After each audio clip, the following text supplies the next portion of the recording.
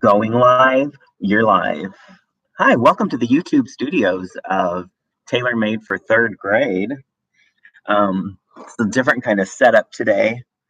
I don't usually go live on the YouTube.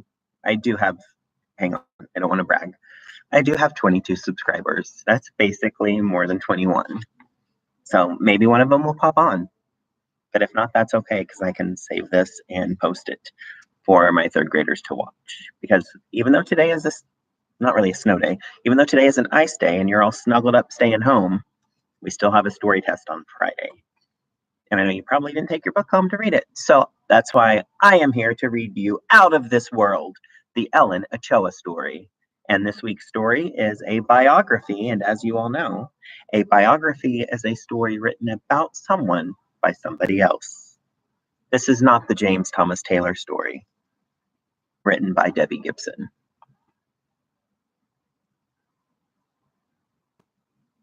Apparently, I have an invisible viewer. Hello, invisible viewer. So, without further ado, just wearing my fancy recess coat here. Braved the ice to get here. The roads were actually fine, but the trees were pretty icy. They looked beautiful. It's just lonely in this classroom without the third graders. Anyway, here we go. Ellen Ochoa, let's read about you and how you are out of this world. I do think I'm going to need some reading glasses for this story, though, today. I don't have any fancy filters on the actual YouTube, so got to do what I can. Out of This World, the Ellen Ochoa Story. Don't be afraid to reach for the stars. I believe a good education can take you anywhere on earth and beyond. Those are very wise words from one Miss Ellen Ochoa. How many people can say that their jobs are out of this world? Ellen Ochoa can. She is the first female Hispanic American astronaut. Her job has taken her out of this world 4 times. How many times has this job taken Ellen Ochoa out of this world? 4 times. I don't think that's a test question. I think I'm going to make it a test question. How many times has Ellen Ochoa been out of this world? 4 times. Just wrote myself a note so I'll remember to make sure that's a test question. You heard it here first, folks. Ding! I make that sound when it's time to turn the page. One small step for man, one giant leap for mankind. Commander Neil Armstrong. Americans in space. The first American astronauts were men. Alan Shepard blasted into space in 1961. Next, John Glenn became the first American to orbit or circle Earth in 1962. Gordon Cooper stayed in orbit for more than 24 hours in 1963. Then, on July 20th, 1969, an astronaut, Neil Armstrong, became the first human to set foot on the moon. Who was the first human to set foot on the moon? Neil Armstrong. And I'm not trying to start rumors here, folks, on YouTube, but I heard that he had very strong arms. What's that? You do want to make that a test question? I'm on the horn with Mrs. Turner. She said she does want to make that a test question as well. Who was the first human to set foot on the moon? Neil Armstrong. But things started to change.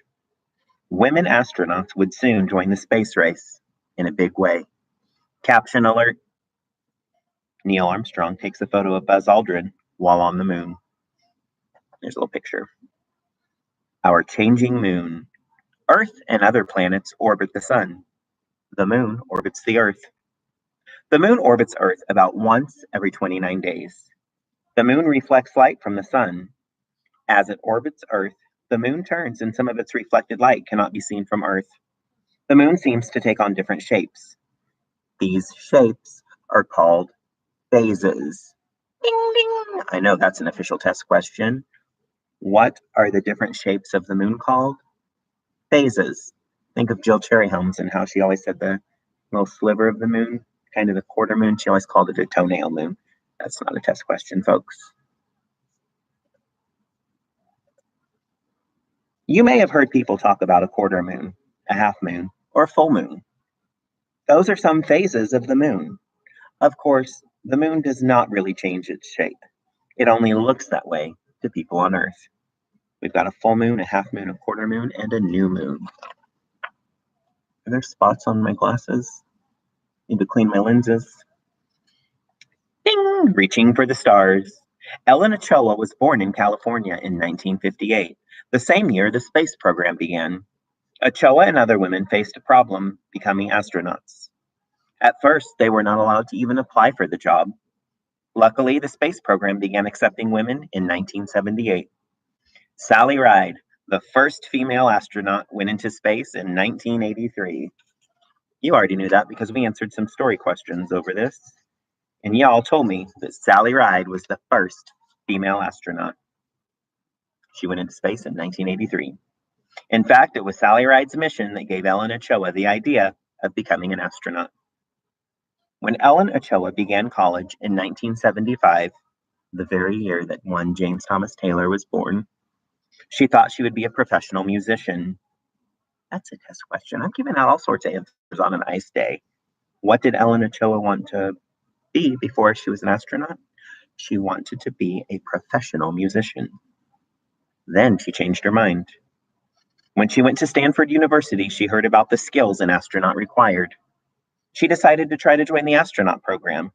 I can't imagine not wanting to go into space, Ochoa says. Caption: Young Ellen was a good math and science student. Next page, Ochoa's teamwork. At Stanford, Ochoa did research for several inventions. One invention of hers helps guide robotic arms for work in space. Robotic arms look like your arms with parts that move like a shoulder, an elbow, and a wrist. They do jobs that are too hard or dangerous for people. Many tasks in outer space require astronauts to use robotic arms. Ochoa's experience with the arms helped Ochoa get into the astronaut program later in 1991. Caption: One of Ochoa's inventions helps guide robotic arms. Ding! Training in space. Ochoa had to get herself ready before she could join the space program. She began training in 1990. Her strong background in math and science helped her do well in these new classes. She also had to pass a physical exam to get into the program, and Ochoa learned to practice with real machines astronauts use during space flights. In training, things keep breaking. Problems have to be solved, Ochoa says. I was in training for 3 years before my first mission. During training, astronauts work on machines that get them used to working in space. One machine creates weightlessness conditions that astronauts feel in space. Weightlessness is the fun part of the mission, Ochoa says. I guess the closest thing would be swimming or scuba diving. What is odd is that weightlessness seems more natural. Caption: Astronauts are trained for actual conditions in space travel. Here we have an interview with Ellen Ochoa. Student reporters interviewed Ellen Ochoa. Here are some of their questions and her answers. What is NASA training like? That was my kid voice interviewing Ellen Ochoa. In training, we prepare for anything that could happen on a space mission, anything that could go wrong. Nothing has ever gone wrong on any of my missions, and our training helps us make sure that nothing will. For my last mission, we trained for 9 months before the actual flight. How do you sleep on the space shuttle? Again, that was my kid voice. On my last mission, we slept in what can best be described as a sleeping bag with hooks. Hey, Ellen Ochoa, would you say that's a test question? Yes, I think Mr. Taylor said that's going to be a test question. I slept in what could best be described as a sleeping bag with hooks. You would find a place to hook on and float in. What do you look for in a potential astronaut? And what is their average age? Most of the people who are selected are between the ages of 30 to 40. We look for a college education in science or technology. We look for people who can do many things well, because people with multiple skills can usually learn things quickly. This is a very important skill for an astronaut. Caption: Astronauts are able to sleep, even in weightlessness conditions.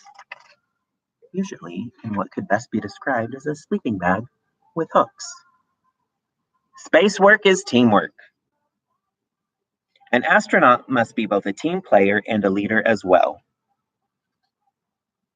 Sorry, my prescription glasses are getting the best of me.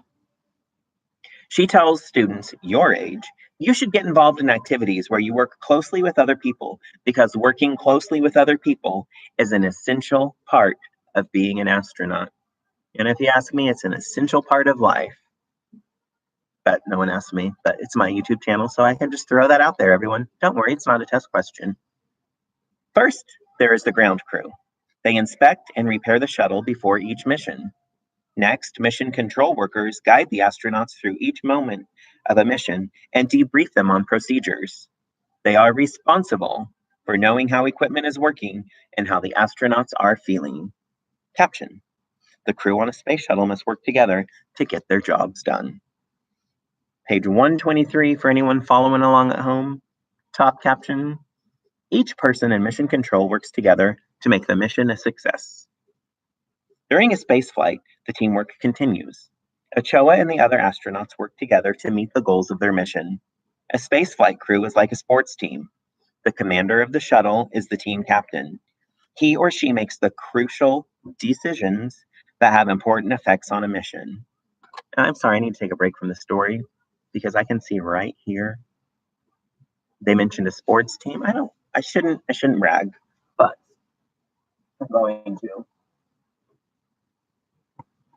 I did want to share the 2 times I did make it to the Super Bowl before I was a teacher back in my sports days. Shouldn't show off these rings. I mean, not nice to brag, but when you earn rings from such a respected place such as the NFL and you earn 2 Super Bowl rings, I guess you should wear them once in a while. On her first mission in 1993, the same year James Thomas Taylor graduated from El Dorado High School, Ellen Ochoa was a mission specialist. Mission specialists are scientists who do experiments.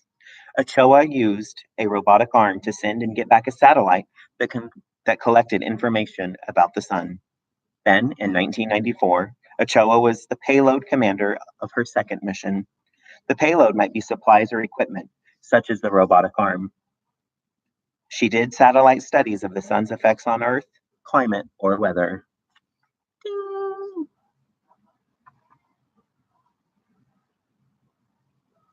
Space jobs. Later, Ochoa was a mission specialist again on a space flight in 1999. During this flight, she and the crew delivered supplies to the International Space Station, the ISS. She also walked in space as she worked on the ISS. Finally, in 2002, Ochoa took her last space flight. Again, she worked on the ISS. She used the robotic arm to deliver supplies and help build new parts of the space station. Between missions, Ochoa worked with astronauts and ground crew to prepare for other space missions. She has worked hard planning for the International Space Station project as well. Caption: astronauts have to work closely together in tight spaces. My Super Bowl rings are kind of tight. Ellen Ochoa's life today. Today, Ochoa likes to travel to tell students and teachers about her experiences as an astronaut. She finds it exciting to communicate with students about life aboard the space shuttle. I'm not trying to make every kid an astronaut, but I want kids to think about a career and the preparation they'll need, Ochoa says. I tell students that the opportunities I had were a result of having a good educational background. Education is what allows you to stand out. Ellen Ochoa has realized her dream. She became an astronaut, and she has traveled into space 4 times. 4 times. 4 times. Altogether, Ochoa has spent nearly 980 hours in space. Her space missions have taken her more than 16 million miles around Earth. That is more than 640 trips around Earth at the equator. Ellen Ochoa's job has truly taken her out of this world. Thank you for joining me on this Ice Day Wednesday here in our classroom. I'm not a meteorologist and I'm not a magician. I can't predict the weather. I can tell you that if there's no more ice, I will probably have school tomorrow. But in the event that Mother Nature gives us more ice and we have another ice day, but we're back here on Friday, we will still do our story test on Friday. We read it in class. I just read it to you. Ellen Ochoa just called me and she said, please, Mr. Taylor, make sure that they take this test. That might not be true. Anyway, enjoy your day. I've got to get to the eye doctor and get these prescriptions looked at. Have a good afternoon. And what a shout out to Phoenix. Yeah, we're going to give a personal shout out to Phoenix. She really wanted to be able to tune into this video live, and I don't think she was able to. So, Phoenix, if you're watching, they're just Super Bowl rings. I'm humble. Where's the end button? End stream. I'm a streamer. I'm a YouTuber.